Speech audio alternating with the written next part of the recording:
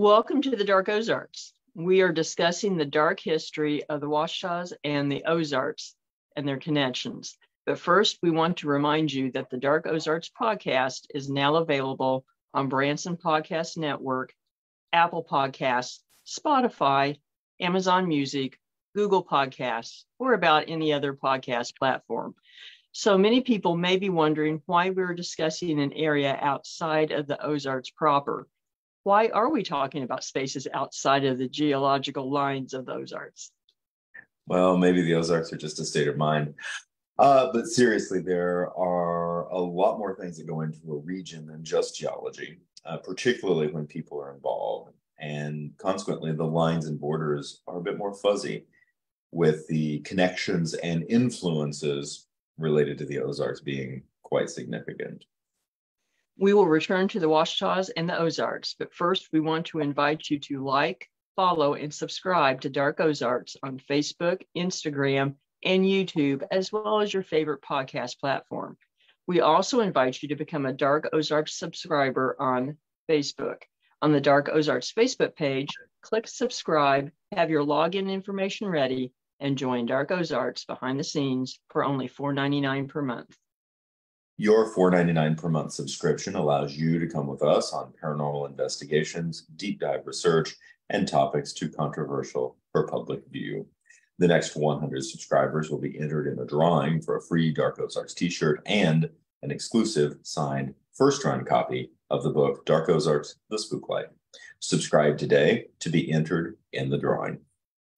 And now you can get Dark Ozarks t-shirts for sale at darkozarks.com and paranormalsciencelab.com. We encourage you to check out Always Buying Books in Joplin, Missouri, in person and online, on Facebook and at the website alwaysbuyingbooks.com for all of your reading needs, including a large section on the paranormal, history, and more. Not to mention, the building is haunted. Tell Bob and Elise that we sent you. We also want to thank Beard Engine Brewing Company in Alba, Missouri. Beard Engine Brewing is the only English-style brewery in Missouri and has been twice named Missouri's best brewery by the Missouri Brewers Association. Great beer and great food in a historical building with a noir past. And yes, their building is also haunted. Tell Nate and Tiff that we sent you. So the Ouachita Mountains in southwest Arkansas and southeastern Oklahoma.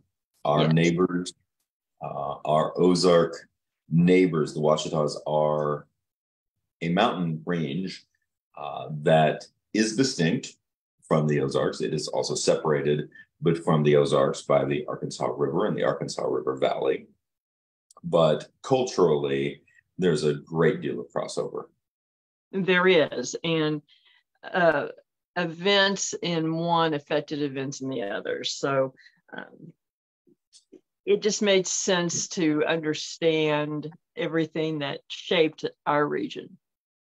Something that really jumped out to me in research for this episode is that the Ouachitas and the Ozarks together are classified as the U.S. Interior Highlands.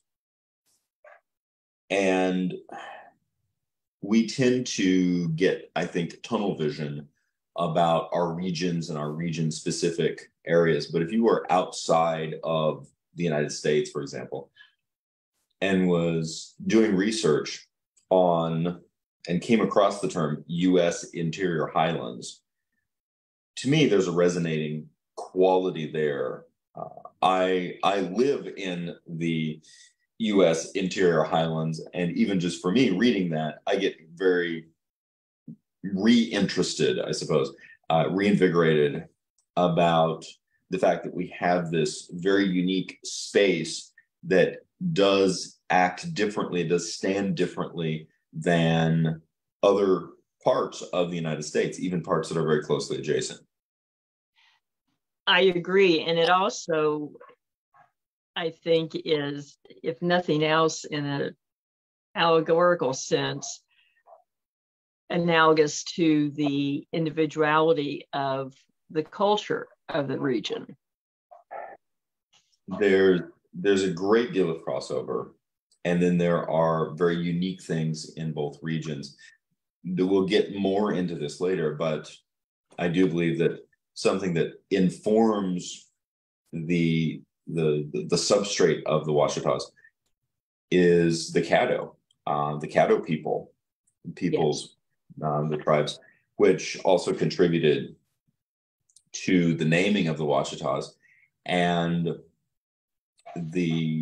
in much the same way that the Osage contributed as what I would classify as a substrate culture, and leaving their mark in unique ways, even if we didn't necessarily have the words for it, but leaving their mark in what was their summer hunting land, which was essentially the Missouri Ozarks. These are factors that really come together, and it is quite possible that it was the Caddo peoples whom Europeans first encountered in the Ozarks.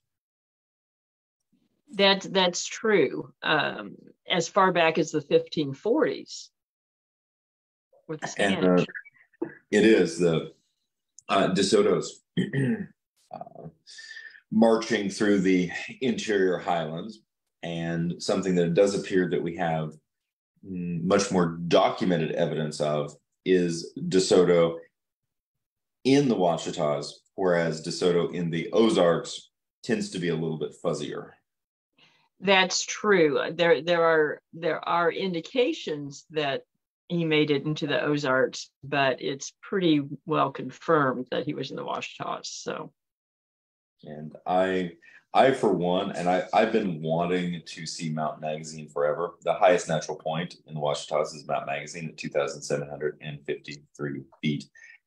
I think I follow them on social media, and I want to go, but it's unbelievably beautiful space, beautiful forest region, and very evocative, both in terms of its regular history, evocative in terms of its culture, in some cases its cryptids, as well as some very interesting ghost lore all the way around.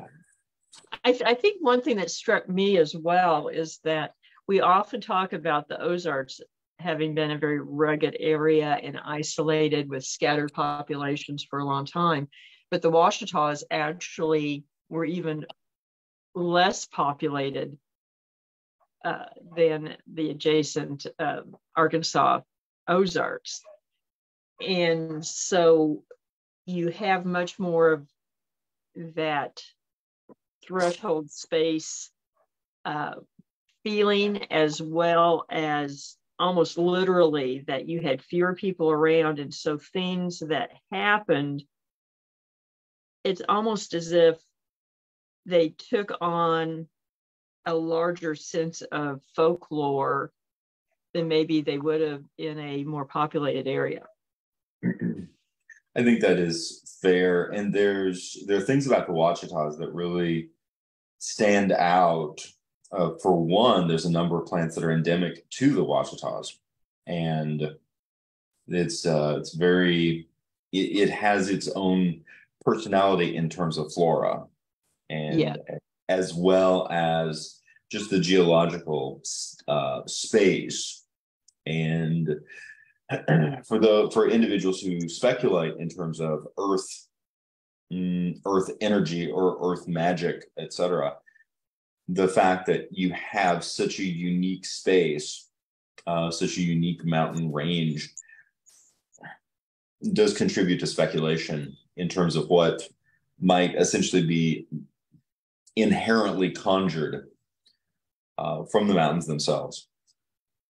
True. And that lore, that idea goes back beyond the settlers to the native populations as well. They do. And a lot of really unique folklore, and I would say in some cases, the both sections of interior Highland are really extraordinarily beautiful in terms of their wildness. There is a sudden ruggedness to the Ouachitas that is hard to beat.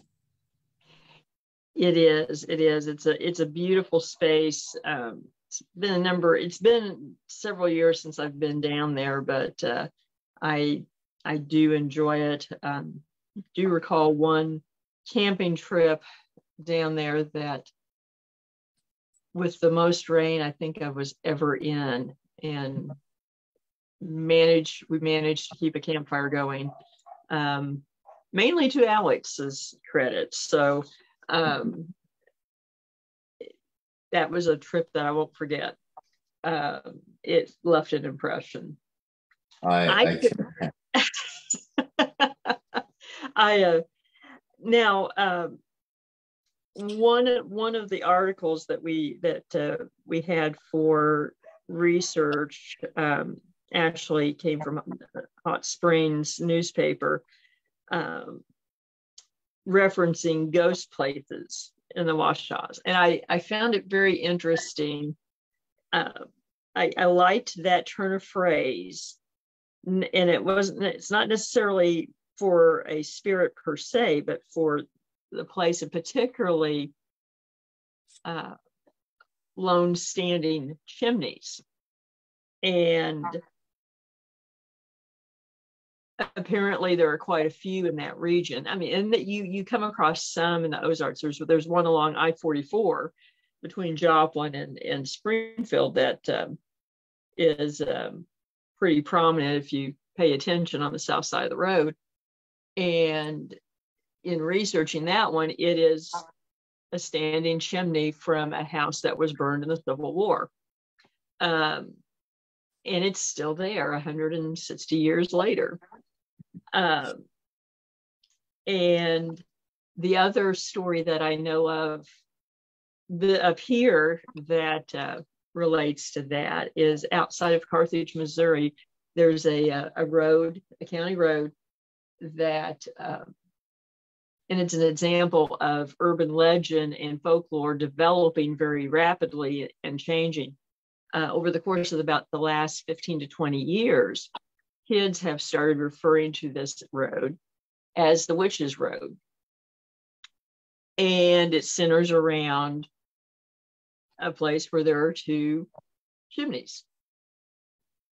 And now there are these tales that witches lived there and witchcraft went on and all of that. But it wasn't. It was a farm. It was called Colebrook. And then during the Depression, in the early days of motoring, it was a summer motor camp. And over time, they moved away. The houses fell down, but the chimneys are still there. There is something weirdly evocative about a lone standing chimney. It can be a bit eerie, to say the least.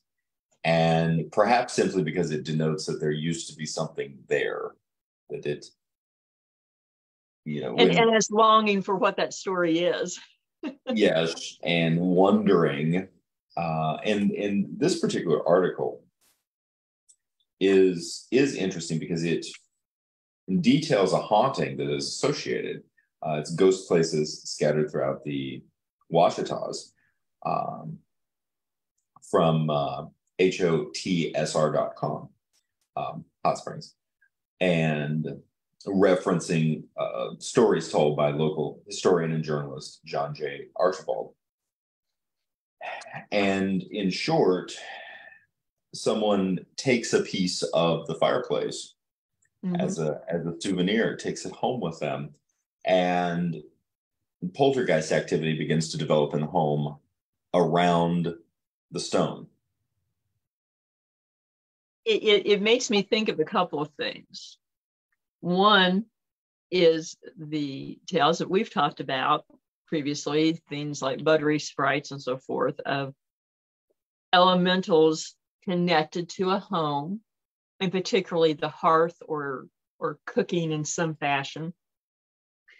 And another is actually experience I had on Quapaw land investigating.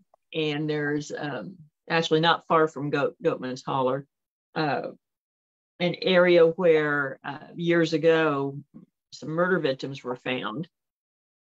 And tribal elders made the point of saying that they considered everything there potentially either haunted or, in essence, having an attachment. So they warned everyone, don't take anything, including a pebble, a leaf, anything. Don't disturb anything because it may have something connected to it. That is pretty good advice. Mm-hmm. It really is. It is. But this is the first time I've heard a tale connected to a chimney stone, per se. And it does make you wonder how that necessarily comes about. But at the very least, you know that the chimneys created during this time, an enormous amount of effort was put into making them and to crafting them. This is a lot of labor, a lot of someone's personal effort and hardship going into creating this. And it is associated with it's the hearth. Exactly. Which in European folklore, the hearth is the center of magic in the home. And that makes sense to me. Yeah.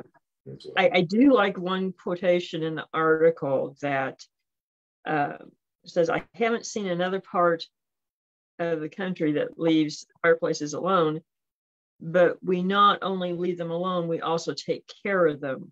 We want them to be something that's preserved. And that makes sense that if there are elementals or a hint of hearth magic, that it should be cared for or at least preserved. And from what I can tell, there is a happy conclusion to this story. The people in question take the stone back and put it back where they found it, and the haunting dissipate, or the poltergeist activity dissipates. That's true. And it reminds me, there's a ghost town in California that starts with a B, and the name just escaped me. I hadn't thought about this in quite a while. Where there is a tradition of people will take souvenirs and then them bringing them back. It's a state park now, and rangers will say people will actually mail rocks or whatever they may have taken back because they've started having bad luck or things happening, and they've decided it's connected to them taking that item, and so they will actually mail it back to the park.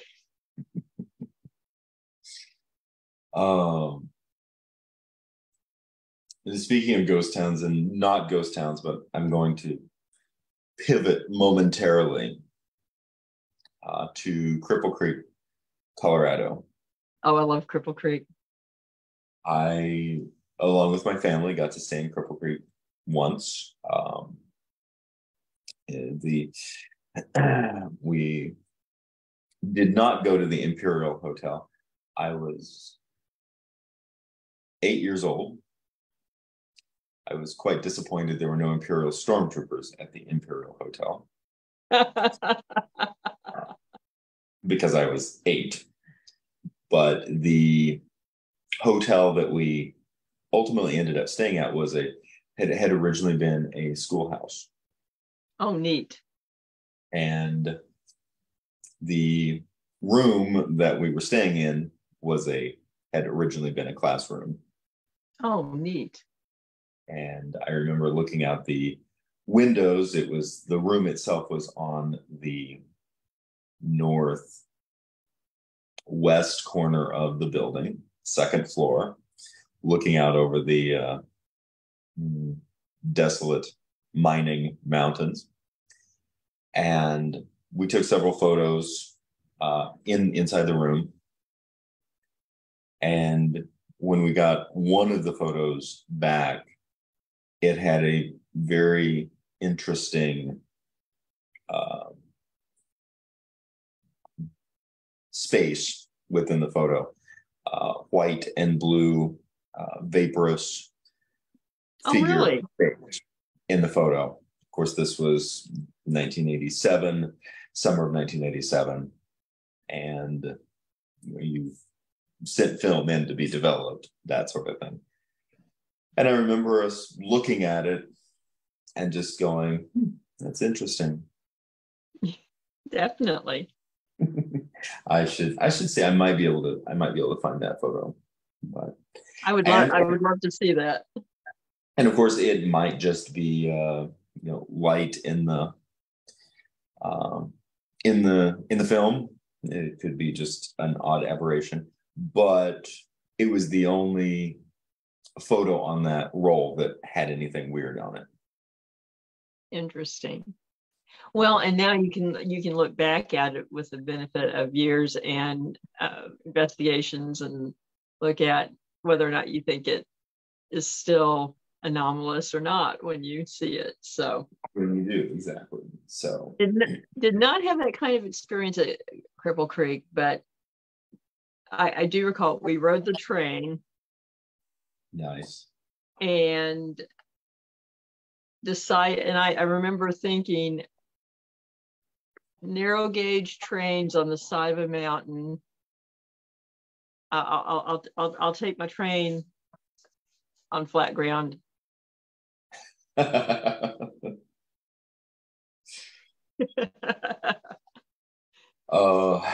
The treacherousness of the Rockies. I grew up going on vacation to the Rockies, and it's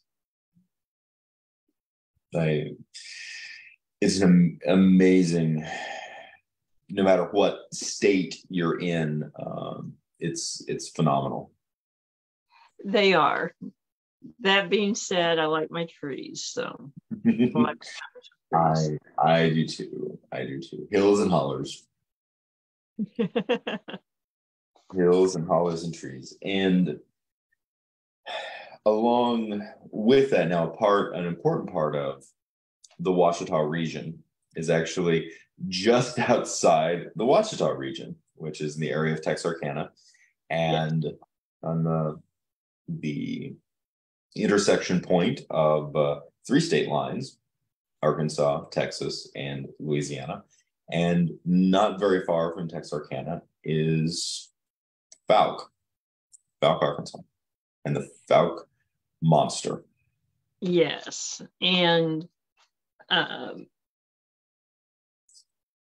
Fouke Monster has contributed quite a bit to pop culture ideas of cryptids and Bigfoot in particular. And it would be easy to relegate it to a film that is sort of a trope, except for the fact that it's based on real accounts. It is. And specifically, we're talking about the Legend of Boggy Creek, which was created by Charles B. Pierce, an auteur and essentially independent filmmaker. And Legend of Boggy Creek came out in the early 1970s, and in many ways changed the landscape of perception on the subject in ways that many people now would not necessarily realize. But it was a very low budget film that did quite well in the box office. It did. And I think you have to look in terms of the subject. The term Bigfoot started becoming popular in the 50s with some newspaper accounts. Previously, generally, these kind of cryptid accounts were referred to as wild men, etc. But California newspaper coined that term, and it stuck, kind of like flying saucer became stuck in pop culture. from one account. Then you have, what is it, 68, 67, 68, the Gimlin Patterson film out of the Northwest, the famous film of a Bigfoot looking back over his shoulder. And we're still debating to this day whether or not it's real. Then that really, I think, shaped the popular idea of what is Bigfoot, that 8 seconds of film or whatever, until Legend of Boggy Creek. And something that I'm always interested in when we're talking about cryptids is looking for, and Bigfoot type cryptids in particular, is looking for contemporary references that match the description before Bigfoot entered into pop culture in the 1960s. To me, that brings a very interesting dynamic to the question, because once, say, for example, and it's the same with UFO sightings prior to 1947 with Roswell. If you can find documented sightings that match the descriptions later, but they are credibly prior to the phenomena entering into pop culture, the human mind is uniquely susceptible to persuasion, and pop culture in some, a phenomena or an idea being inserted and repeated over and over and over really gives a strong likelihood that if someone sees something they don't understand, their mind will fill in around it based on their pop culture references. Yes. And so in quite frankly, post Roswell, post the newspaper articles and coverage of Roswell, but then taking it steps further after the original Day the Earth Stood Still, after many of us growing up drenched in the lore of the X-Files in the 90s, etc. There's a lot that is difficult for most people to separate fact from fiction in that regard. But it's one of the reasons why the Renaissance era Nuremberg, Germany references to some sort of experience in the sky, and they're describing things that sound remarkably like UFO sightings is really, really fascinating to me. In this case, jumping over to the Fouke River Monster, we have, for example, sightings dating from 1908, 1932, 1946, 1955, that all provide a credible substrate to the fact that people were seeing something, they were experiencing something, and we can go over them, but they were doing so bereft of any cultural contamination of outside ideas. Right. You could say that they were in the vacuum. They weren't being influenced by a lot of other input. Now, we do have to say that there were other accounts of similar cryptids in our general region in the Ozarks, including Arkansas Wild Man, which is a northeastern Arkansas, the Blue Man, which was in southern Missouri, Momo later, a little further north, as well as just a sundry experiences of people that did not end up with a monster with a name. So, but they, again, none of them prior to that time were subject to the suggestion of pop culture. So I do think that's very important. And there were a lot of similarities in these reports from 1908 forward. So when you look at them, it seems you feel fairly confident that people over time were seeing the same type of creature. And it's 1908 near Fouke, Arkansas. Woman is reported to have seen a creature fitting the description of the Fouke Monster when she was 10 years old.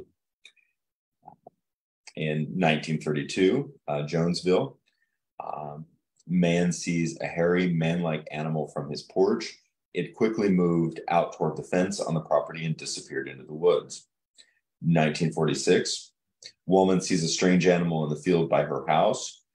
According to the local sheriff, she said, quote, it looked kind of like a man and walked like a man, but she didn't think that it was a man. And that's from the Texarkana Gazette. 1955, and then we have 3 sightings in 1955 that were documented. Man sees a large, hairy, ape-like creature near his house on Boggy Creek. He shot at it 15 times with a rifle, but apparently missed. Also, 2 adult residents see a hairy, man-like creature cross the road one evening while driving near their home. They noted that, quote, it walked like a man, but was too hairy to be a man. And in Mercer Bayou, experienced hunter-trapper sees a large gorilla-like creature while fishing in a river. The creature appeared to be washing its hands before it walked off on 2 legs into the trees. And a lot of these people are people who were very familiar with the area, with the wildlife there, which is also interesting. Then you layer on that the movie is based on another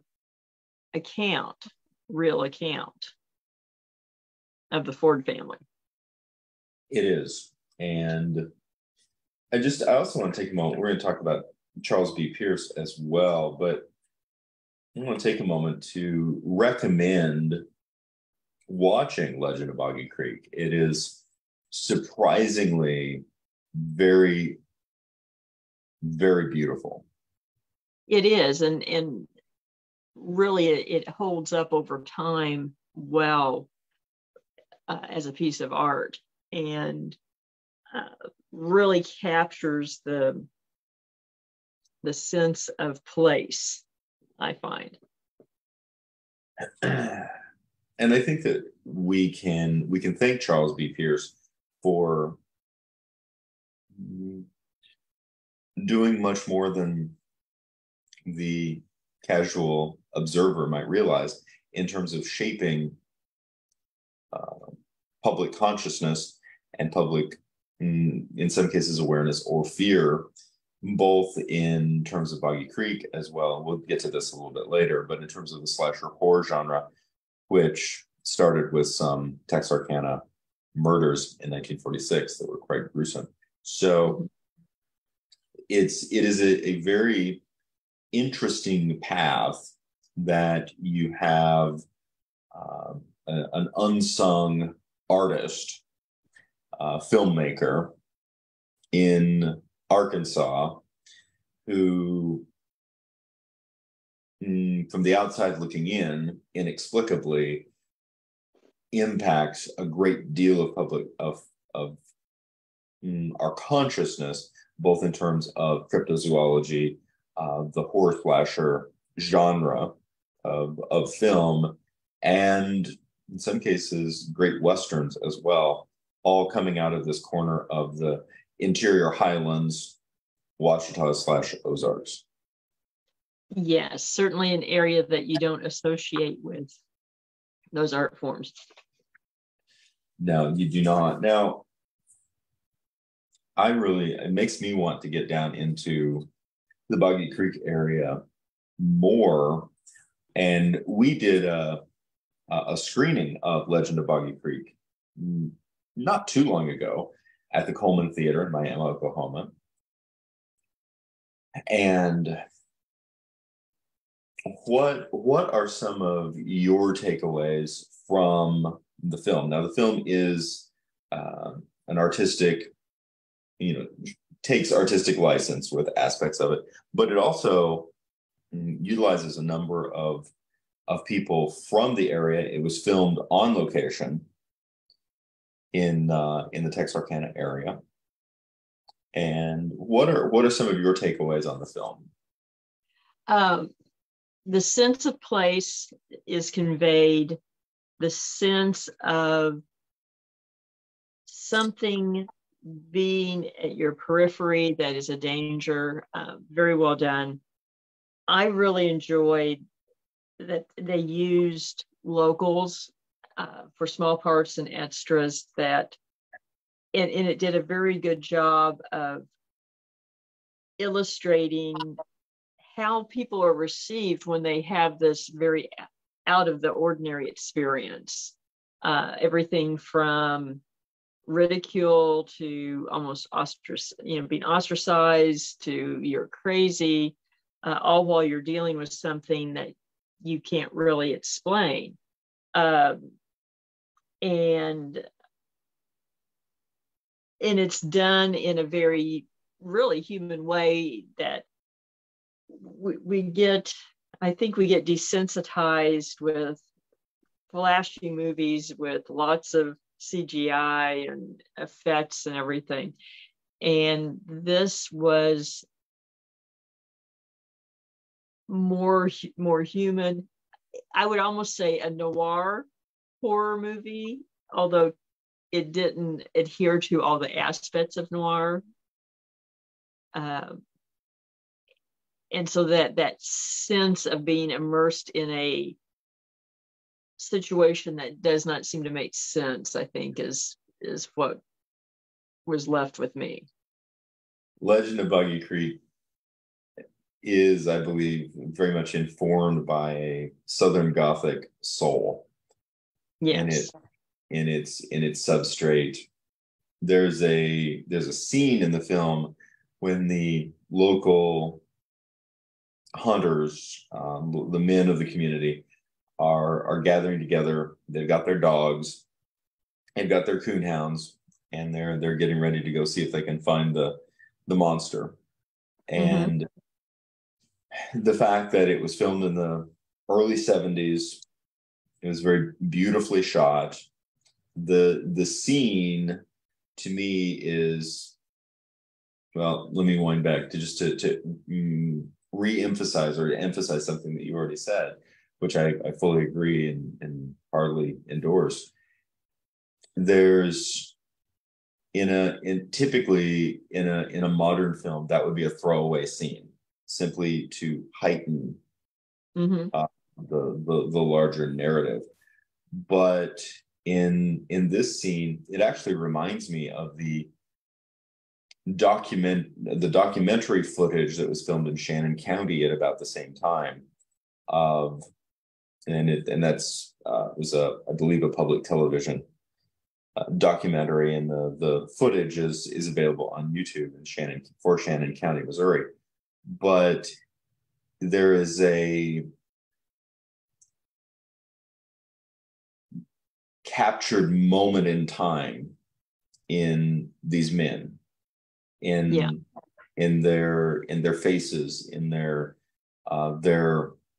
dialect, and their way of life, their way of moving, in their dogs themselves, that is just extraordinarily beautiful. It sticks with you, and it's something that is typically lost in today's action cinema or horror cinema or et cetera, which is these moments in which the audience is allowed to simply exist within space and breathe for a moment before something happens.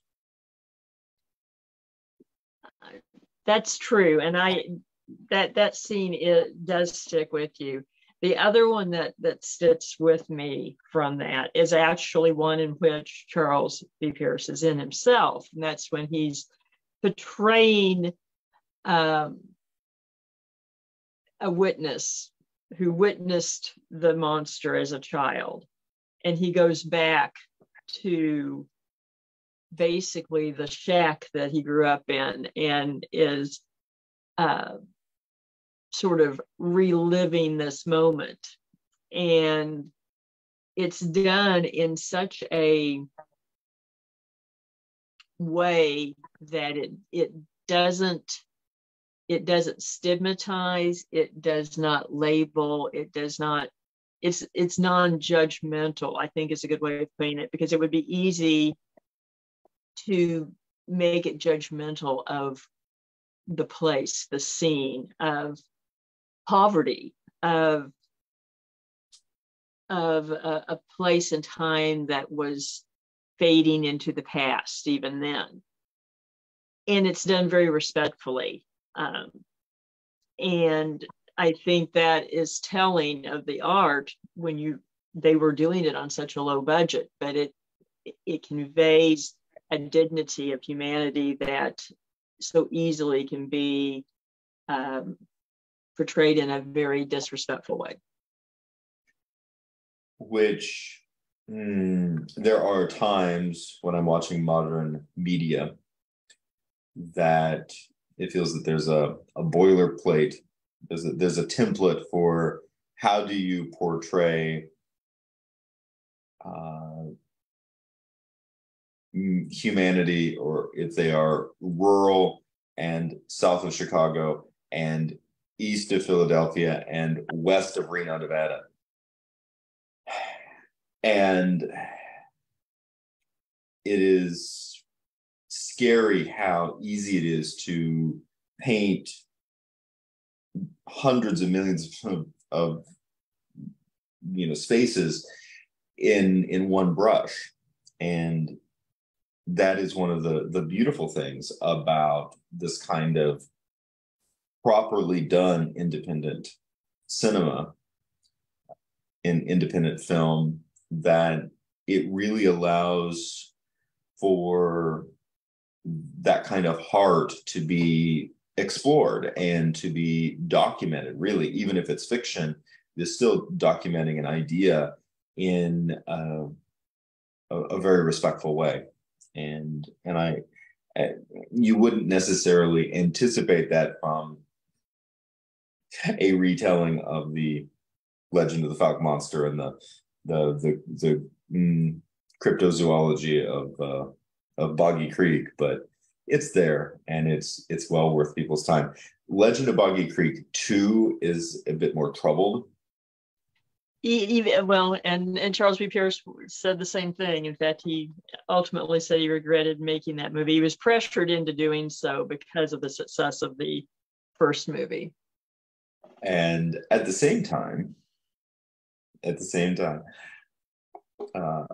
a cult following has grown up around Legend of Boggy Creek 2, predominantly because it was featured on Mystery Science Theater 3000, which, for the record, before you and I started working together, before I was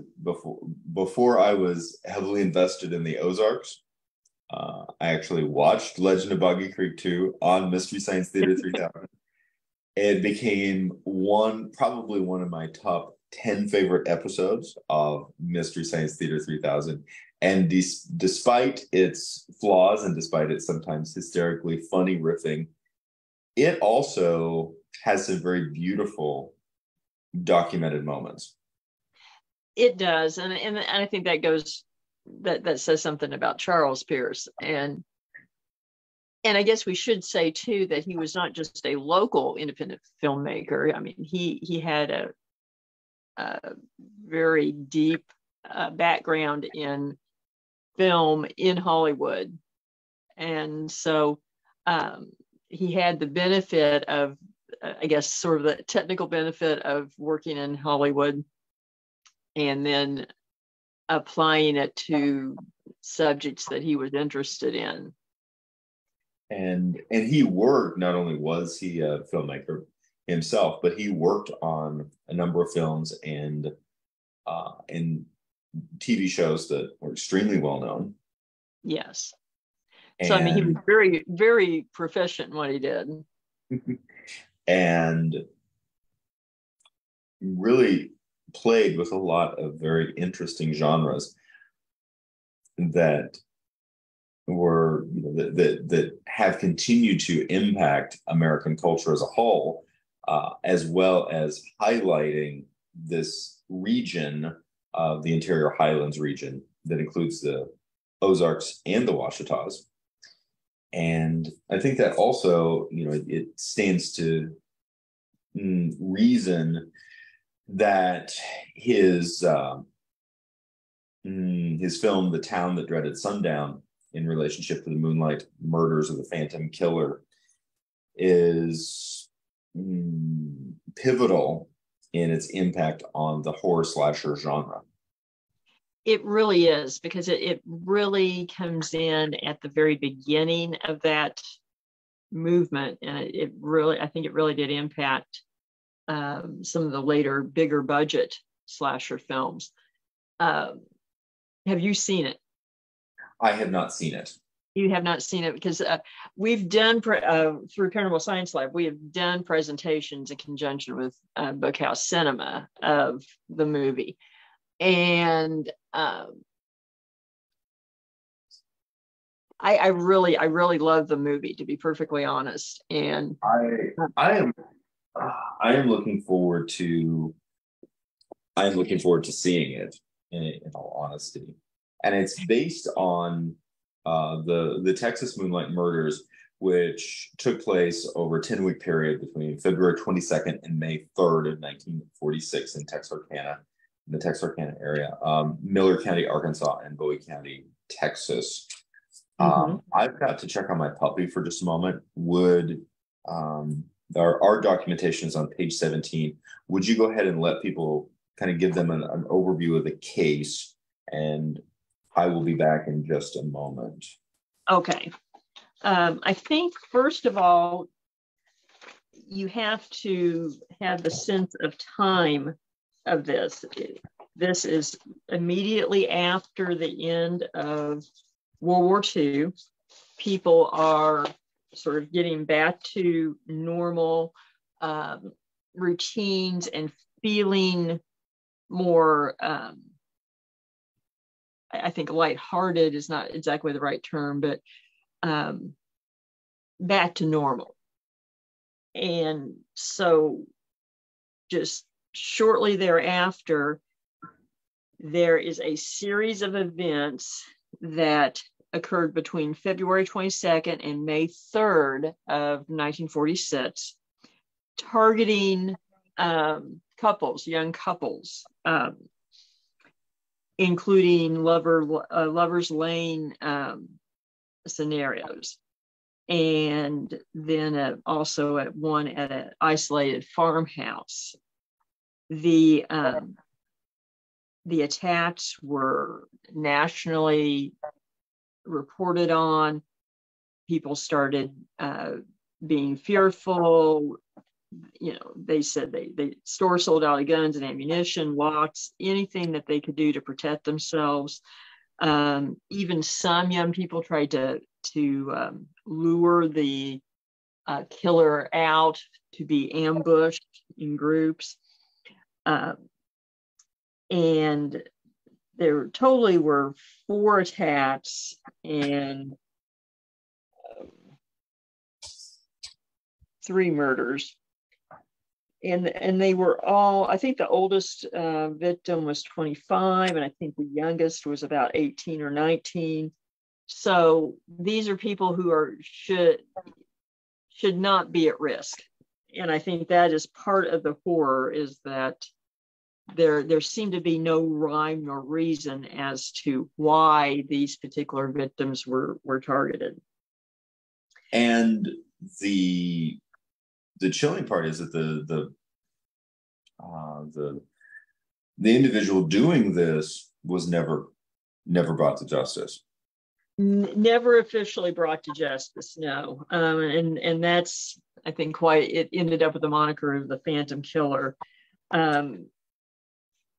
in large part because it was that unknown factor, which plays on fear. which is a similar theme as to Legend of Boggy Creek. It's that unknown quality.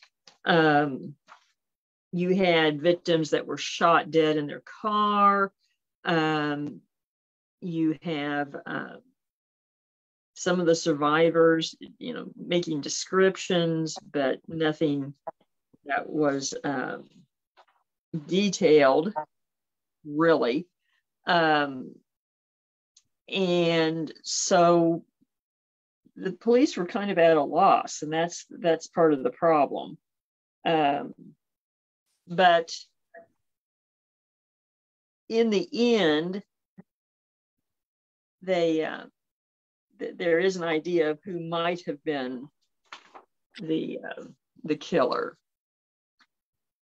although it is speculation, because a small-time crook was arrested, and then there were no other murders after that. But again, no one really knows. And I think that is the thing that put people over the edge to, they really did. They, basically locked down at sundown. Mm-hmm. Well, and especially in an era when people did not lock their doors. Right. This was a vastly different experience very suddenly. And of course, America has had an enormous amount of violence throughout its entire history. I mean, how we had an entire war, speaking of local domestic violence. And in that regard, something that I think is, I'm going to speculate for a moment, mm-hmm. but something that, with some exceptions, war being one of them, that local, in many cases, particularly in rural America, local violence seemed to be extremely isolated to particular regions, particular times and space and time, while much of the rest of a region could go on about its way, scarcely aware of the violence that might be taking place in a highly localized area. Mm-hmm.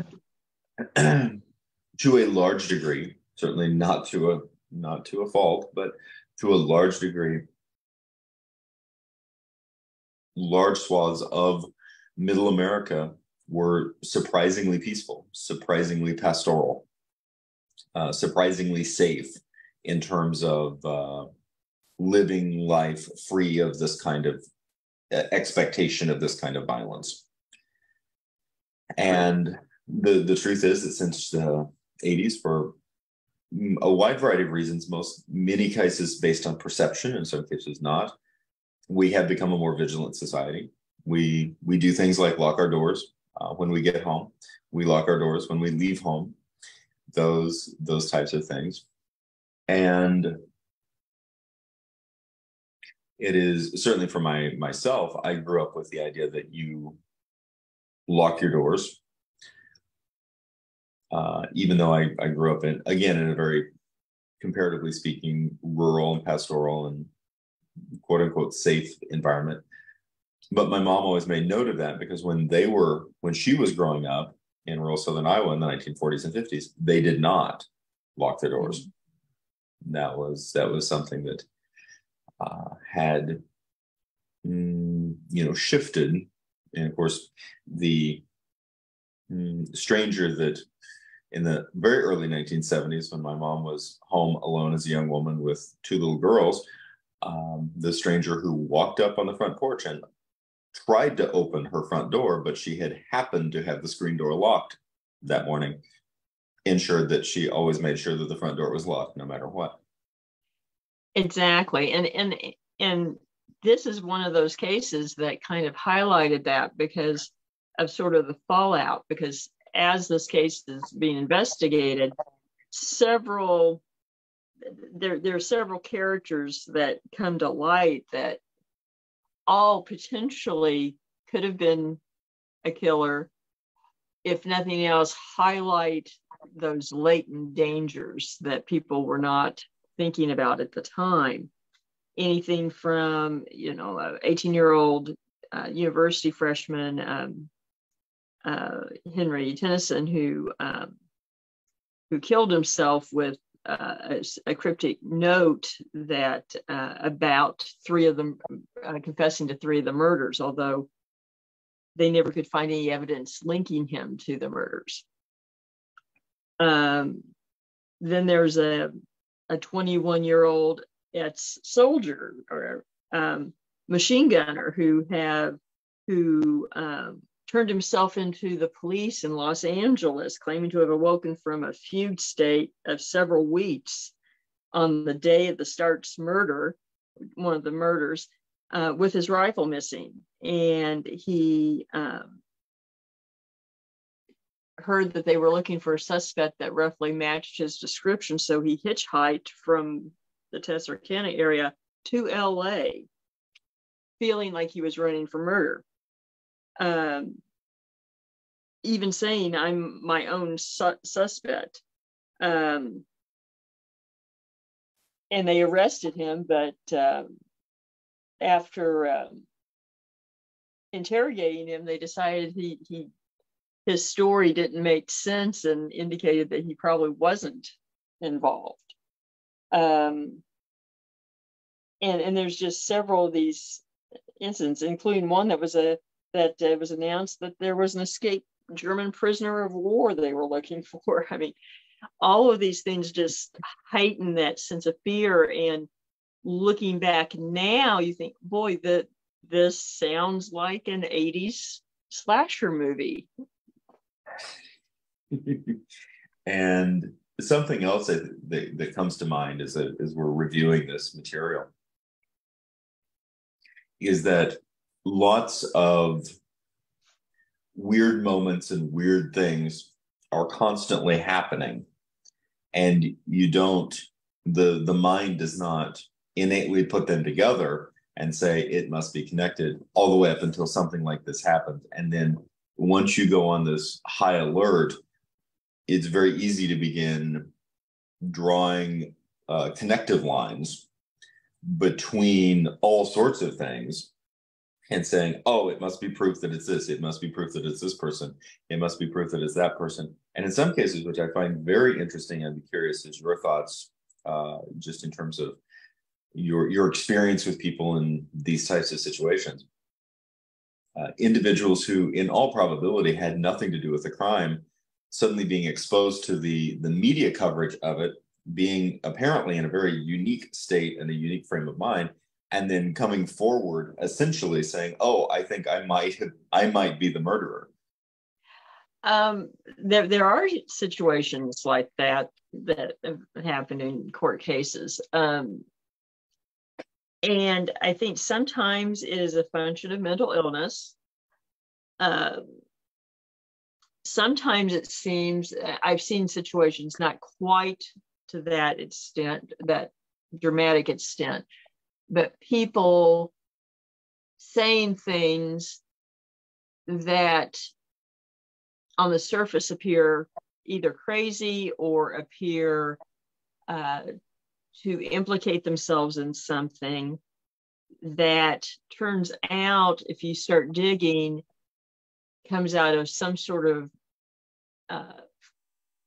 being naive on something, or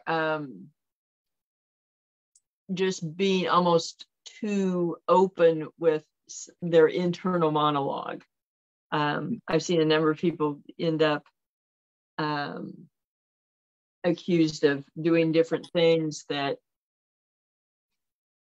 were not socially adept at understanding, that perhaps some of the things that they experienced and wonder about, other people do too, but don't just carry on an open monologue about things like that. And so, but on the other hand, there are those who really do relish wanting to be sort of the big man, being important. And sometimes it comes out in very odd ways that basically getting their 15 minutes of fame. That does happen.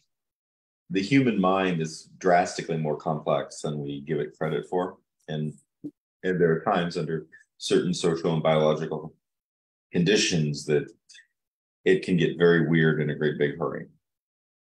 Very much so. One thing that I noticed in this is that multiple suspects, or people who initially were suspects and rolled out, involved hitchhikers. And I think this is one of those very early situations where people started being wary of hitchhikers, because they could be out in the middle of nowhere and then you end up with people dead in the park, that kind of thing. And then you fast forward literally 5 years and you have Billy Cook. Yes, you do. It's it's an interesting milieu, to say the least. It's something that jumped out at me in terms of the crimes, not exclusively, but the individuals who seem to have been targeted were young or comparatively young people who were romantically parked in discrete locations.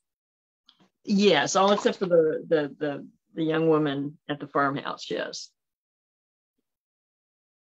And that, I'm not sure what to make of that aspect. For one, it sounds like a horror slasher cliche. You are, no matter what happens, you are perfectly safe as long as you don't go to a secluded space to make out. Yeah. But again, what's the chicken and the egg? I mean, it's a cliche now, but where did that cliche come from? And it could have started in Texarkana in 1946. Exactly. And then the movie that Charles B. Pierce made of it. And as I've not seen the movie yet, and you have, what are some of your takeaways of the film? It does a very good job of keeping suspense high, but there's not a lot of gratuitous violence, which you basically have the atmosphere of a slasher film without the over-the-top gratuitous violence with it. Mm-hmm. Although the way it's filmed, the victims are, you really sense their vulnerability. That's done very well. That they suddenly are in a situation they can't control and are at the mercy of this person they can't see, and is kind of depicted as wearing a mask. And then the scene at the farmhouse, it really sticks with me. It was so well done, of the attack on the woman at the farmhouse, and her managing to get away. When you say it was a good scene, you can't say it was a good scene for a low budget film or for anything like that. It was just extremely well done without being over the top or gratuitous, that it left you just kind of sitting there going, wow. And that you would hope that in that instance that you would hold up in that situation as well as she did. So, my hat was off to Pierce. He did a really good job with it. And I think it speaks to the fact that, in my opinion, better done than the slasher films that came later that are so well known. I think that's impressive. I want to see the film now. Yeah, it's well worth it. And again, with the disclaimer and caveat that this is entirely speculation at this point, but what are your thoughts in terms of the potential perpetrator? My guess is it was the mechanic. He was a small-time counterfeiter. He was arrested later. He was questioned about the some of the murders. He then was arrested on unrelated charges, I think on a burglary, and went to jail. And there were no other attacks. And there were, and I'm not sure if in this article, but I've read it before in researching it, that there were family members that later really suspected that he was the killer. Mm. And that is UL Swinney. Yes. Okay. That is. And I know that I've read accounts from a couple of the lead detectives on the case, and they really that was their conclusions. They really felt that he was the killer. Mm-hmm. To me, the locations of the attacks suggest, to me anyway, at this very early juncture point of analysis, of someone who would have been familiar with locations, for example, where young couples went to park, or a farmhouse where a young man and woman were isolated. These types of things, that an itinerant person might level violence against someone once, but it would be difficult to do it over and over in differing locations, where you would have to know the local community and the culture. Well, and that's one of the detectives makes a statement basically to that effect, is that the killer is able to basically come and go unseen, and not be recognized, that he was very familiar with the area and sort of the patterns of people coming and going. So someone that lived in the area and with a level of intelligence and cunning to do this, and he fit that bill with his history. Mm-hmm. It's chilling, really, and it becomes a universal cautionary tale, because it's something that can happen at any time. I mean, it could. I mean, something like that could happen again. I mean, it's always easy to say, oh, that's in the past and we don't have to worry about it, but you just don't know, because human nature's involved. It is. And I think that is the telling thing. And I think that is what's left to the audience, that it makes the impression, is that you can't pat yourself on the back and say there's nothing to worry about, because that potential is out there. And be aware of what's going on around you because of that. Mm-hmm. It's situational awareness is rarely a bad thing. Very true. Very, very true. We have some really interesting legends associated with the Ouachitas. Yes, we do. Where do you want to start? Oh, I would say the Lady in Black. Okay. You can never go wrong starting with the Lady in Black. Well, at least it's not as cliche as the Lady in White. That is true. That is true. And comparatively speaking, not as terrifying as what happened to Daniel Radcliffe in the film by the same name.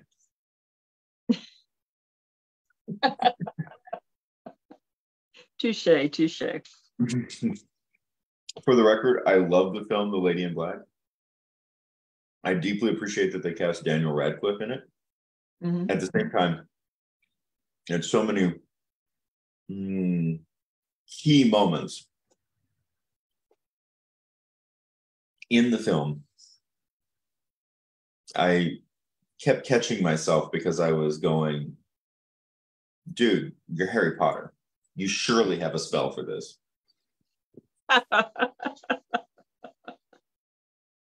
Is it like a mixed metaphor?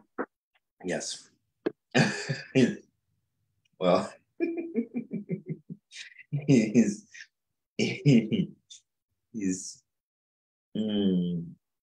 just in over his head and apparently suffering from amnesia because all those years at Hogwarts seems to be doing him no good whatsoever against the magic of the paranormal. There you go.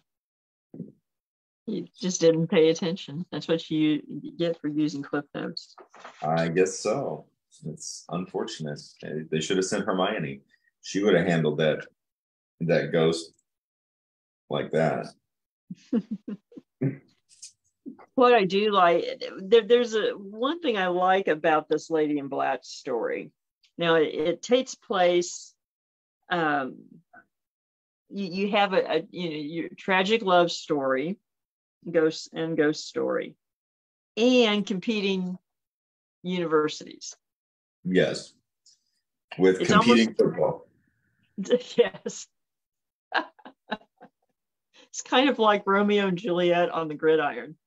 It is. It really is. And there's a couple of different versions of it as well. Yeah. Basically, you have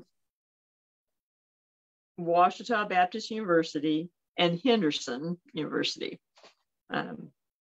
Crosstown, or Henderson State, rather. Crosstown rivals, basically. In the 1920s. In the 1920s.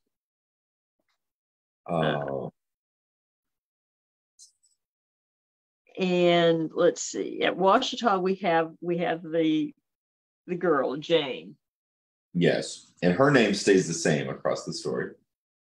Yes. His does too. He's Joshua on both. So, they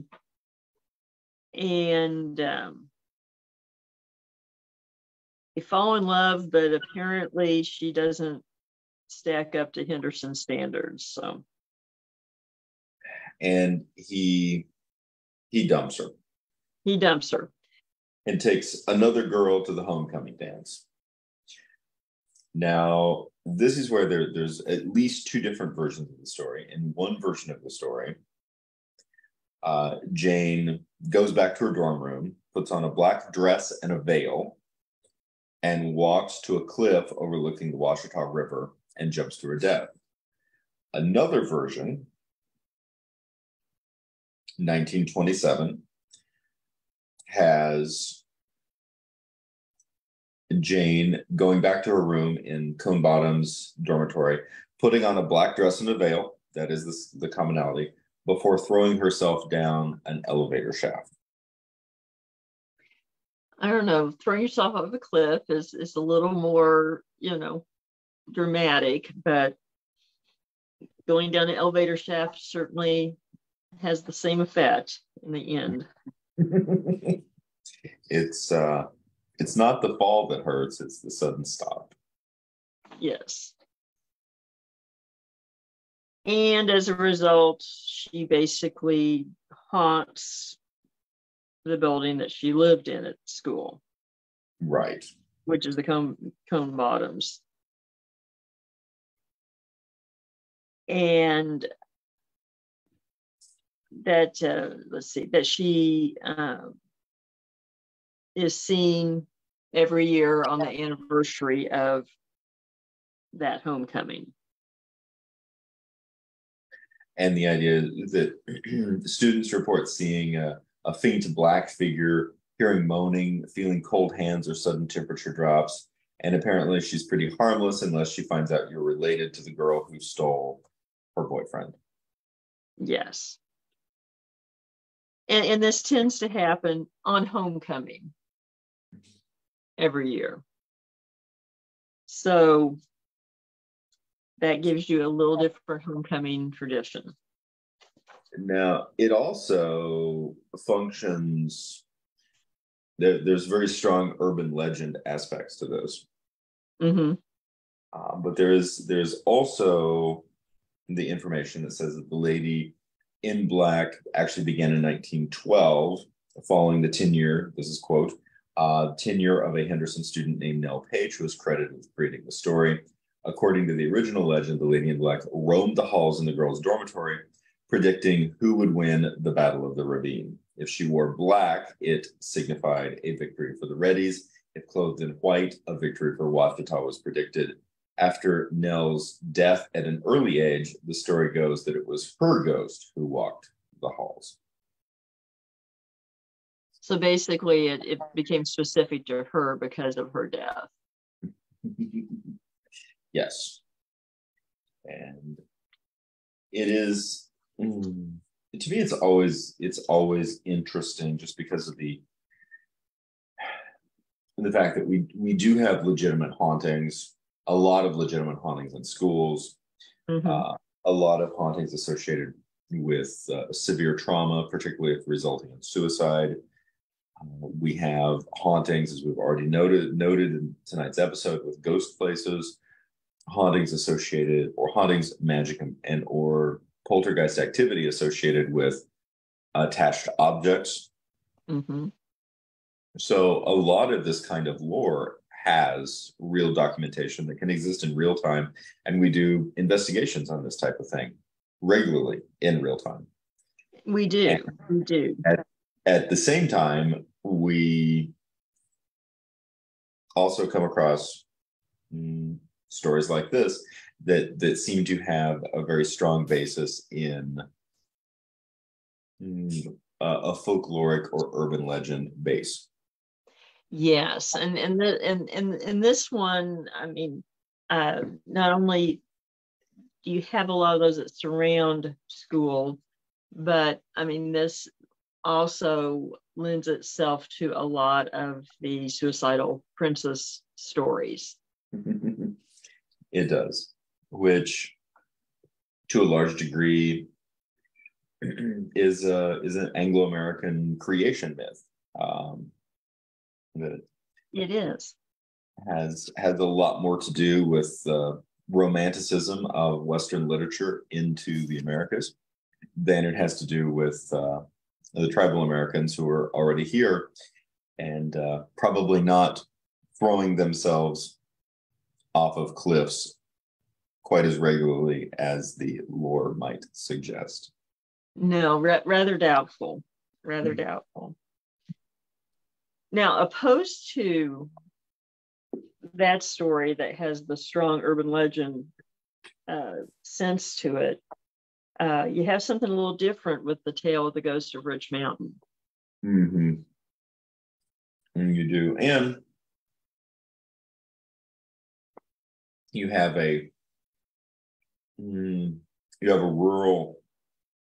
rural mountain space, Rich Mountain Pioneer Cemetery in Arkansas, specifically on the Talamena Drive, just west of Queen Wilhelmina State Park in Arkansas. And it's not only is it a tragic story, it's a tale, but certainly a tale that very easily could be true. Yes. So it's the tragedy aspect of it is, in a nutshell, is not unrealistic. And no, but yet it's pretty traumatic as well. It is. The story is set in the Civil War, and these regional Arkansas families are doing their best to eke out a living on the sides of the mountain. And this is also something very similar. Families during the war, both in Arkansas and Missouri, were typically stripped down to just the women and children, in many cases, or the elderly, because the men were all conscripted into fighting for the Confederacy or the Union. Right, or having been killed in one fashion or another. So, and they make the point. This is true that that some of the people at Rich Mountain may have been what the locals termed as mountain feds, or basically Union sympathizing Arkansans fleeing to the mountains to avoid conscription into the Confederate Army.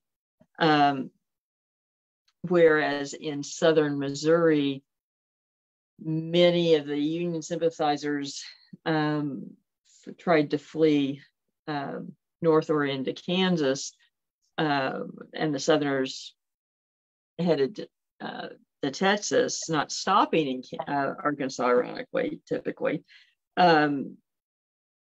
It probably made more sense if you were trying to flee and not be conscripted to go to the mountains there rather than further away. And it really, there's a couple of key things that, from a historical perspective, that are important takeaways. The first is that, again, state lines did not create monolithic people groups in agreement. Very true.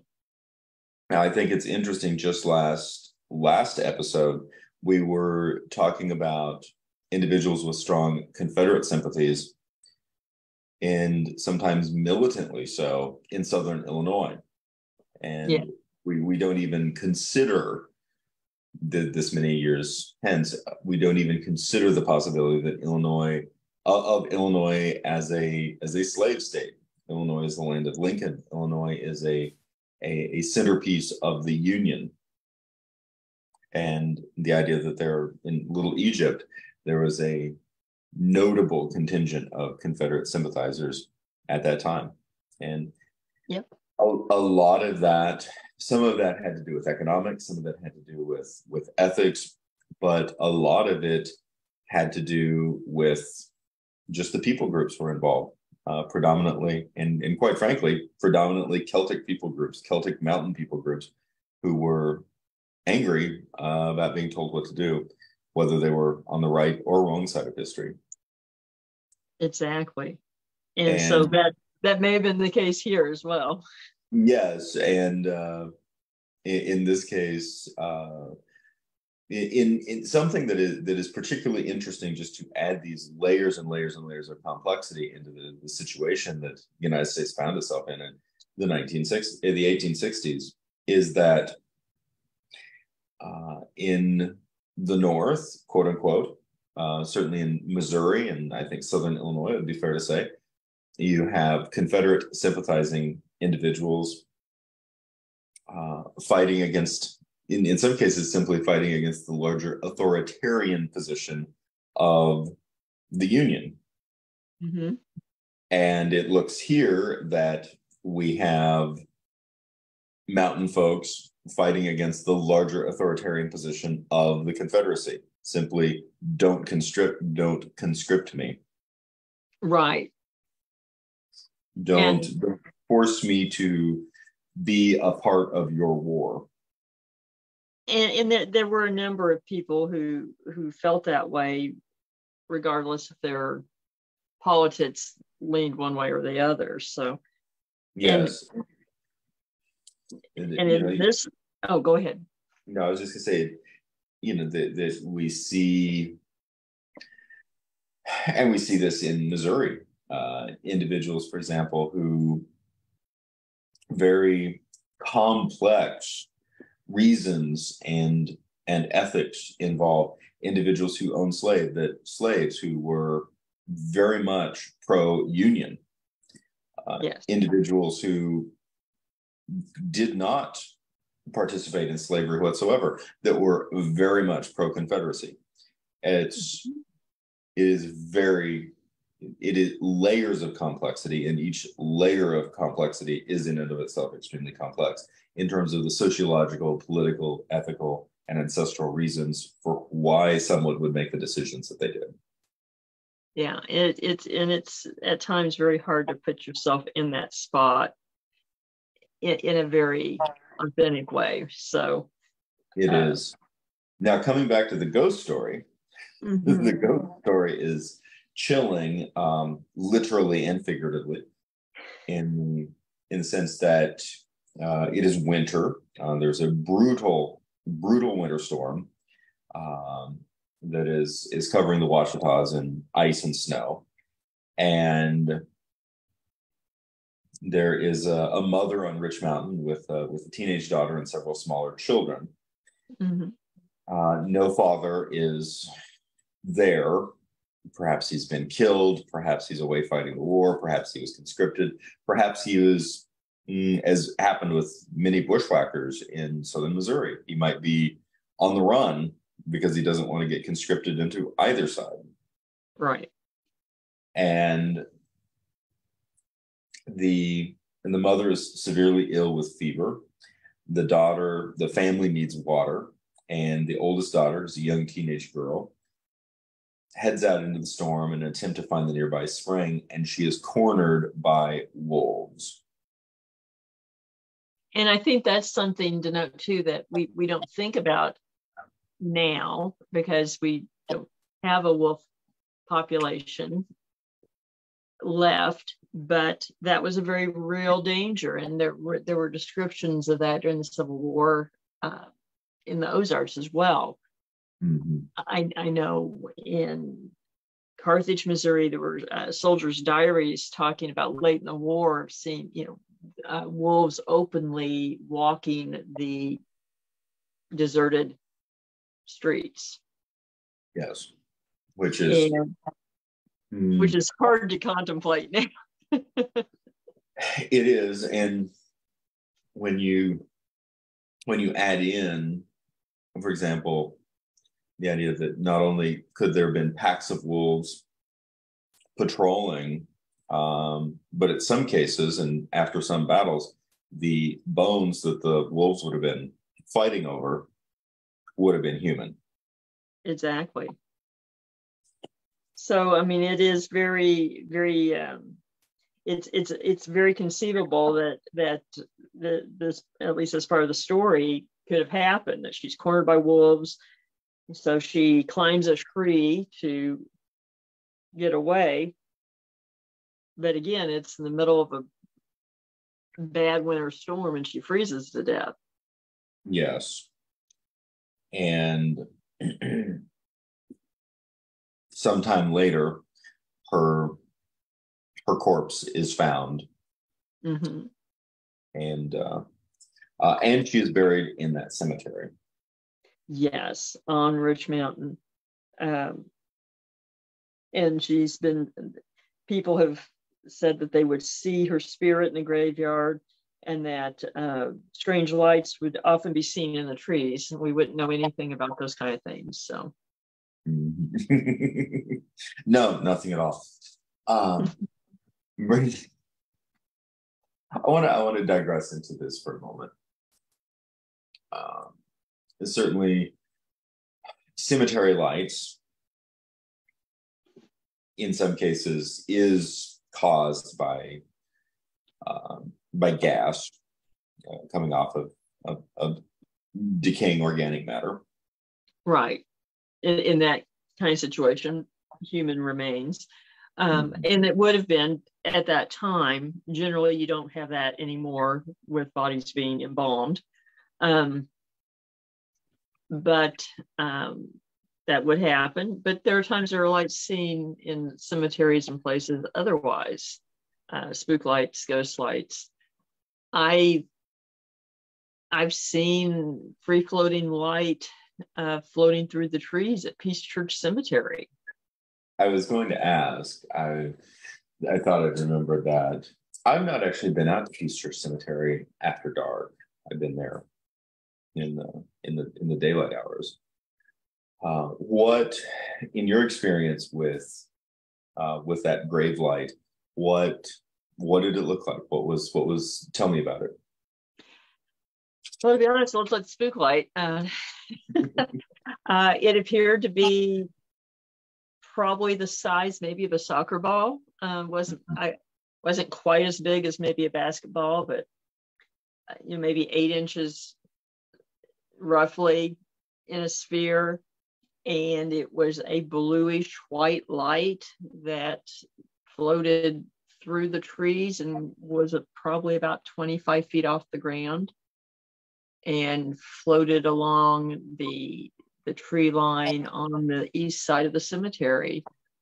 And we observed it for probably close to a full minute. Yeah, that's impressive, because a lot of times those types of lights are very fleeting. Yes, they can be. Now, I've seen very similar phenomena in haunted buildings before, including the Kendrick House at Carthage. And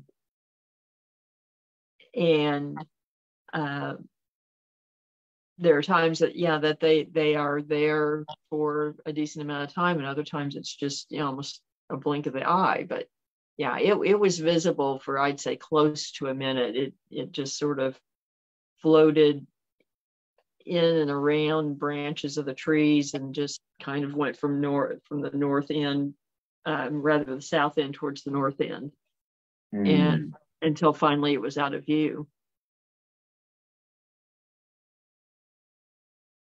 Now that bottom lands at Peace Church has a really strong resonance for me. Well, yeah. Now you're talking on the south side and on the west across the road. That creek bottom that's down there with all the fox grapes and the Osage orange. Yeah, that's Turkey Creek, and actually that meanders on west to the private location that we are investigating. That's the same creek. Yeah, that resonated really strongly with me, even the first time that I was there. And that creek goes across Joplin too. Across Joplin. Oh wow! Where at? It goes towards kind of on sort of the north part of downtown, on east, actually, over by, it ends up over by Rangeline. Okay. So it goes pretty much clear across town.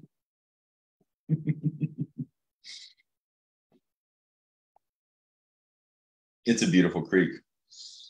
It is. It is. And that's we keep getting pulled back into the Joplin area on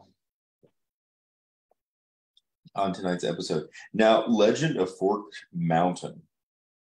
And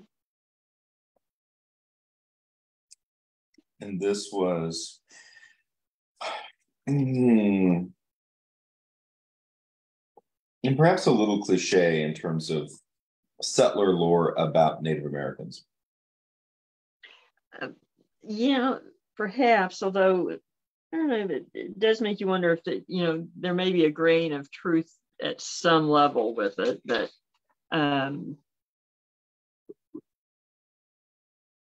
again, it is indicative of a lot of other tales, and this comes out of it's a tribute to the Quapaw. Now, of course, they were ultimately relocated to northeast Oklahoma. Right. And I'm assuming that the Sacred Valley of Vapors is what becomes Hot Springs. That's my understanding, and I've heard that term applied to that area I have too. before. So I'm assuming that this particular one is in that area. And so basically, as you were mentioning before with the Caddo in the Osage, this is a tale basically of interaction, and it may be a little more symbolic of a story about the interaction between the Quapaw and the Osage further north, because you have the Quapaw maiden and you have the Osage warrior. Right. Right. Which is honestly is certainly, just in terms of archetypal comparisons, is fair, because you do have two competing tribal spaces. Right. And they certainly would have come into contact with each other. So it does have that ring of truth there of some sort. So in short, spoiler alert, the Quapaw girl and the Osage boy fall in love with each other against the wishes of the Quapaw girl's dad. Yes, there's a pattern. Yes, it is. And boy and girl attempt to flee, and they manage to make it up on top of a mountain in the Ouachitas. And the girl's dad and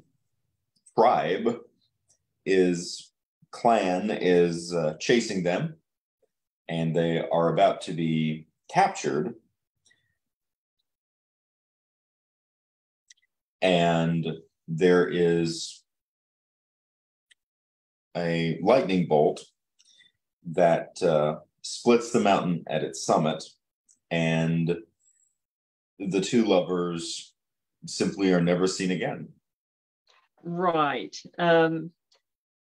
So sort of wanting, that cautionary tale of be careful what you wish for. You may get it, because the father had wished to separate them, and instead he loses his daughter as well.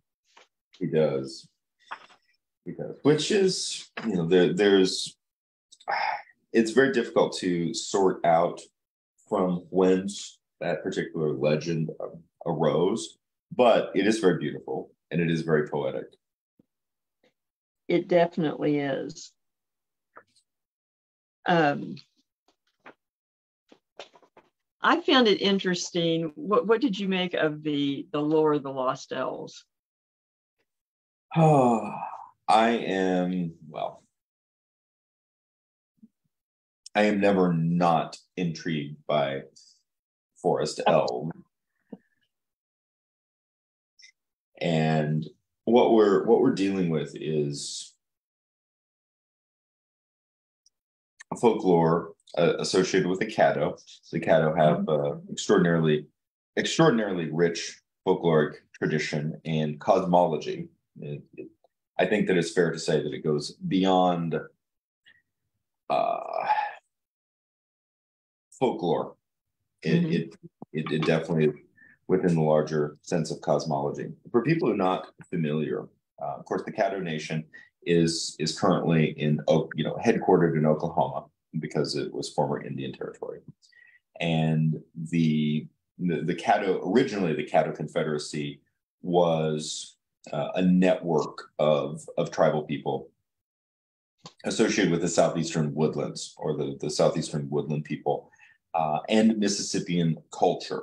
So it also, and I think it bears a little bit of discussion, the Caddo peoples are traditionally associated with as mound builders, and Bureau mounds are in the Ozarks are associated with the Caddo, as well as a number of earthenwork mounds, and I find that really fascinating. Again, we've talked about places like Cahokia, and this is a very ancient civilization. This is a very ancient culture that utilizes mounds in this particular way. And even connected to the western Ozarks at Golden City in Lawrence County, Missouri, the golden in Golden City was that grove of trees where there were evidence of ancient diggings. And so early settlers assumed the Indians were mining there, or the Spanish. And there were trace amounts of gold. But what they discovered when they started doing an archaeological study on it is that what was being mined was part of the bedrock. It was a very particular strata, which is unique to that location. And they found that bedrock in Cahokia, Spiro, and other mounds for hundreds of miles away.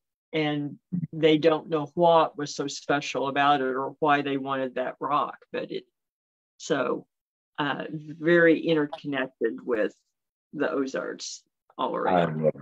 I love that. That reminds me of something. I want to go off on a tangent for a moment, and we'll get back to the elk. That some time ago, I had the opportunity to teach a class on Irish history.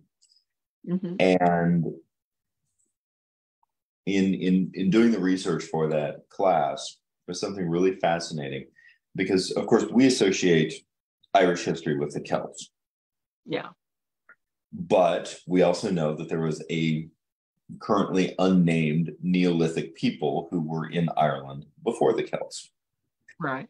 And we assume that the unnamed people had, that in some way their culture or the interaction of the Celts with this culture informed aspects of Celtic mythology in relationship to Ireland specifically. But again, thanks to those charming dioramas in various natural history museums, we assume that anything that took place before the Renaissance is practically prehistoric man, or more specifically, that the term prehistoric man is the equivalent of Neanderthal. Yeah. And it was very fascinating to me because, based on archaeological archaeological research in Ireland, it has been very clearly determined that the Neolithic peoples of Ireland maintained an extremely sophisticated series of land and sea trade routes, that they were mining copper, they were mining tin, they were basically creating functional civilization that was quite sophisticated, and they were trading and selling to continental Europe and to modern day Britain, mm-hmm. At an industrial pace, as well as having extraordinarily sophisticated religious sites, which, oh wait, they're all still there. These great henges, Stonehenge is one of them. I realize that's not in Ireland, but it's the same Neolithic people group from what we can tell. Again, doing extensive and sophisticated pre-industrial mining in Cornwall and in Wales and in Ireland, etc. And it was just very eye-opening and very humbling, and made me feel actually quite small. We tend to have an over-exaggerated sense of self with our industry, and realize that 3,000, 4,000, 5,000 years ago, there were extensive cultures, we don't even know their names, doing things that were extraordinary and very complex and very human, exceptionally human in all that is good about that and all that is bad about that in places. And fortunately, they left mounds and hills and celestial signs to let us know that they were there. Otherwise, we would be oblivious to it, to our poverty.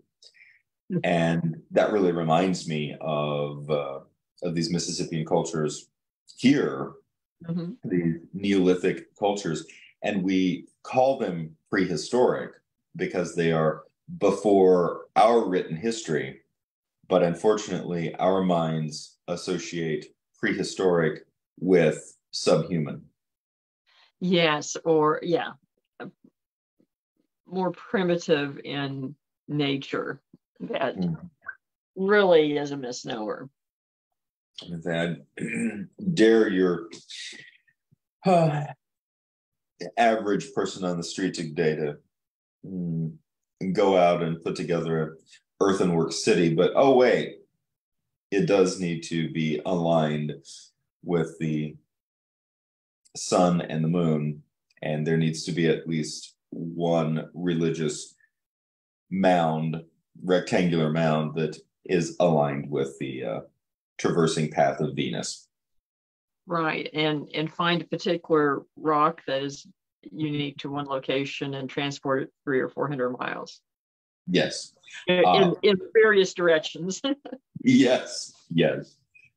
And without any of our modern, the luxury of any of our modern tools. Yes, or the wheel, apparently. Yes. As far as we can tell.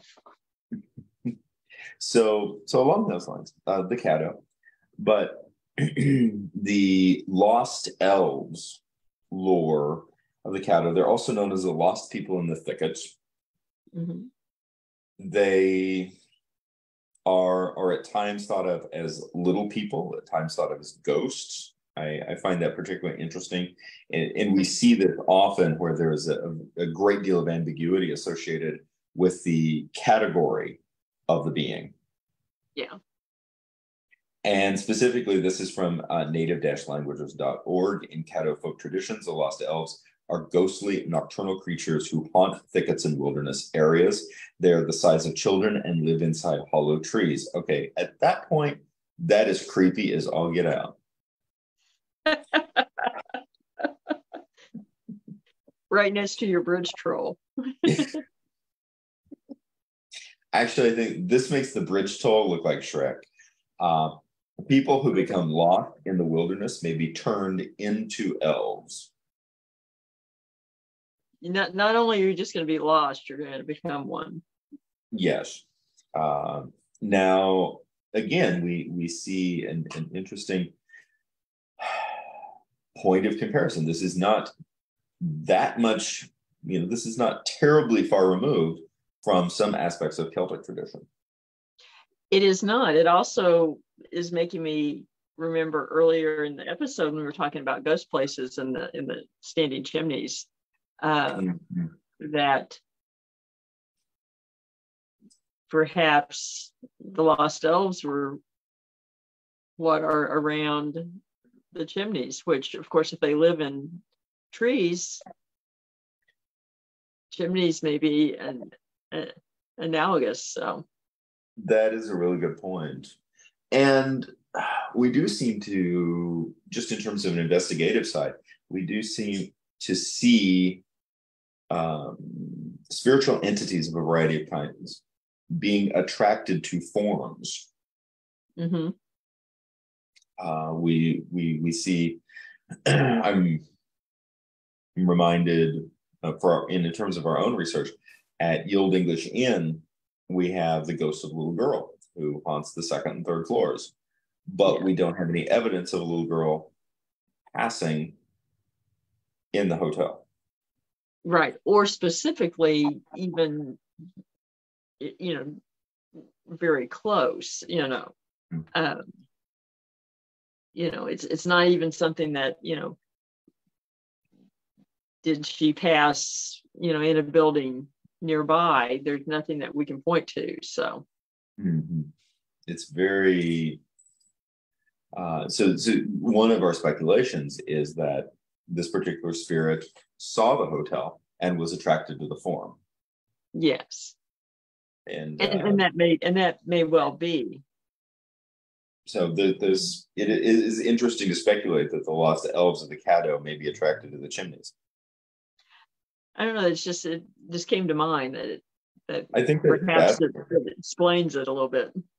And for people who wonder, a great deal of research, investigative research, analysis is done by us doing this kind of thing, where we just feel our way through, come up with a variety of potential ideas, and then try to investigate it.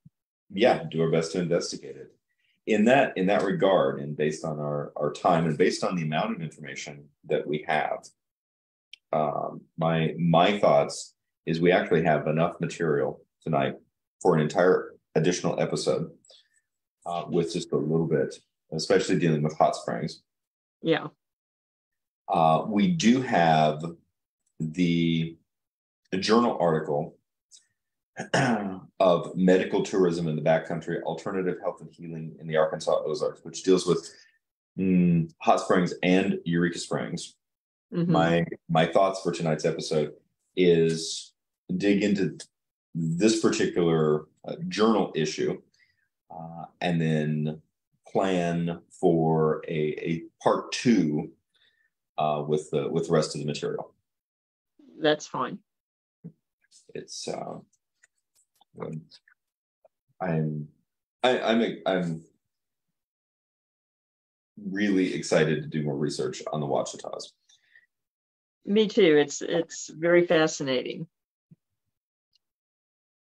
And extraordinarily beautiful. And then just one of several reasons I wanted to make sure that we did get to this alternative health and healing in the Arkansas Ozarks, which is also the Arkansas Ouachitas because it covers hot springs, is drawing that sometimes mystical, sometimes esoteric line between the Ouachitas and the Ozarks, with that connective line between the conceptual line between hot springs and Eureka Springs, and the idea that they're both healing springs with a very long American history. I like that. And fortunately, in both cases, Eureka Springs and Hot Springs have managed to pivot to continue to be extremely successful at maintaining tourism, even after the original reasons for their tourism had become, in the case of popular consciousness, obsolescent, because something happened by the mid 20th century that was called antibiotics, and the obviated the need for some of the respites. Yes, but it's it's easy to overlook. There were a huge number actually of springs in the Ozarks, and apparently also in the Ouachitas, certainly at hot springs, that were associated with healing and health. Mm-hmm. And it really is, it's essentially its own folk practice strata of tourism. I mean, it is, and there's a handful of places elsewhere in the country that fall into that category, but those two are very prominent. That and it really goes back to the Native Americans, that they viewed these springs as healing and would camp there to rest if injured or ill, to gain their health back. And when settlers came in, there were tensions on a lot of levels between the two cultures, but that is something that they shared, that they recognized as having the same utility. It did. And there's in this particular article, I should quote the provenance of the article. Medical Tourism in the Backcountry, Alternative Health and Healing in the Arkansas Ozarks by Justin N. Nolan and Mary Jo Snyder from Signs, winter 2011. And this is on page, looks like 321. That a couple of points. One, the scarcity of modern healthcare in Arkansas has fostered a rich folk medical tradition in the rural Ozarks and Ouachitas, forming the basis for several contemporary CAM beliefs. And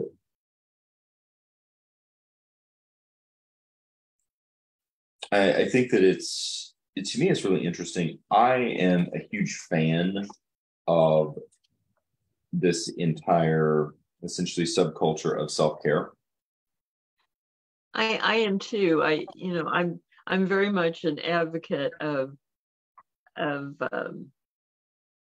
natural remedies when they work, and resorting to antibiotics, etc. If really absolutely necessary. And there's been I don't know, sort of my full disclaimer: anything that we do or do not say is totally unrelated. We're not making any medical advice claims whatsoever on any of this. Seek a qualified healthcare professional for all of your medical needs. As I said, the definition of folk medicine from within this article, and this is on the previous page of 320, historically rooted, commonly shared, and widely practiced beliefs that are learned informally and through direct experience, as well as alternative medicine, which is historically diverse and esoteric practices performed by trained experts who work outside the politically dominant healthcare system. Folk medicine includes herbal remedies, household cures, hexes, superstitions, and conjuring. Alternative medicine includes chiropractic, acupuncture, homeopathy, crystal therapy, reflexology, and naturopathy. I don't know that one. Naturopathy.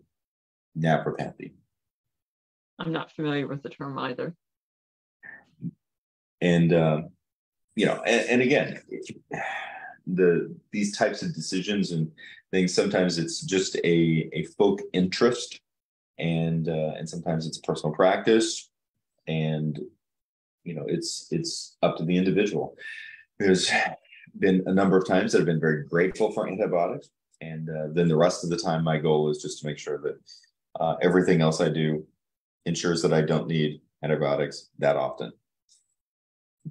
Agreed. That's pretty much my view on those things. But it is, there's one thing that I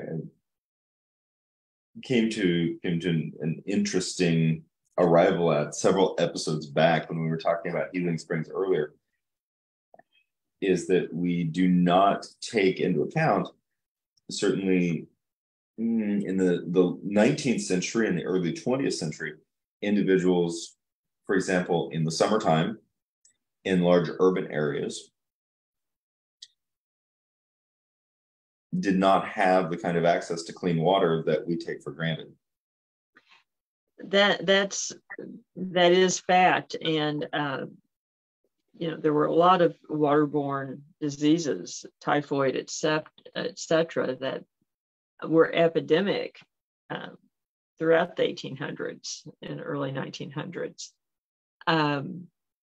And then on the other hand, I think something that we're probably more aware of now than even when these practices were at their height in the late 1800s is that a lot of these springs are naturally rich in minerals that sort of most water sources are not, and particularly treated water through cities, which of course has helped to eradicate a lot of illness, but by the same token, can leave water with less minerals than it would have otherwise. And I always think growing up at the farm and people visiting or commenting on how good the water tastes from the well. And periodically, of course, the water would be tested and so forth. And what we knew was it was high in mineral content. Right. And right. I know my mother always joked that she credited the water in her daily oatmeal with her unusually good health. Yes. So, it's easy to say that it's just full practice and something basically for taking the waters was basically just recreational. But, in a very real sense, there could be a health benefit that people would not have seen otherwise, particularly, say, in hot springs and Eureka Springs as well as the tourist area, but hot springs in particular, a lot of the tourists came from northern large cities. And so the quality of the water would be something that would be very noticeable. And ironically, our postmodern society still kind of exalts this idea with our bottled spring water. And actually, one of the biggest ones still comes from hot springs. It does. On some level, our comparatively recent ancestral memory is telling us that we really do need to drink that water, even if we're not sure of its provenance and it comes in a plastic bottle. We'll take those polycarbon chains along with the water. This is on page 324, and this might be a point to conclude for tonight, but an interesting quote. The Ouachita Mountains of Western Arkansas are home to the only significant vein of high-quality quartz crystals in North America. Crystals have piezoelectric or vibratory properties, and many people report feeling positive vibrations from them. Crystals also have a long history in lithotherapy, the use of stones in folk medical treatment, and are believed to be effective sources of vitality, balance, and emotional well-being. But crystal therapy in the region is also spurred by the arrival of participants in the Back to the Land movement who settled in Arkansas and began promoting crystals as a means of well-being. Yes, and you can still dig crystals as well as dig diamonds, Crater State Park in that area. So. It's, I have, again, one of my earliest memories of the Ozarks, being 4 years old and getting my first Arkansas diamond in Arkansas. And very cool. One of my most prized possessions, although I think cost my mom less than $4. And I'm very proud of the fact that $4. Yes, and I still have it. I still have it, along with now a growing number of other quartz crystals to keep it company. There you go. And I tend to collect them as well. Somewhere at farm, there's a large rose quartz crystal that actually there's a large vein through the tri-state mining district. So there's lots of quartz through here. In fact, the sidewalk at our farm is lined with rocks, and several of them are crystal. So that's beautiful. But it and definitely always something I was always familiar, but I don't know, just felt better having them there. Can't explain why. Oh, absolutely. Absolutely. But that might be a good place to end tonight. And we thank everybody And we want to remind you not to forget to check for upcoming events and merchandise at darkozarks.com and paranormalsciencelab.com. Thank you again to Always Buying Books and Beard Engine Brewing Company for helping to bring the Dark Ozarks to everyone. On the next episode, we're going to be discussing the dark history of the Lake of the Ozarks in central Missouri. Catch the Dark Ozarks podcast on Branson Podcast Network, Apple Podcasts, Spotify, Amazon Music, Google Podcasts, or about any other podcast platform. Thank you, everyone. And remember, there are no easy answers in the Dark Ozarks.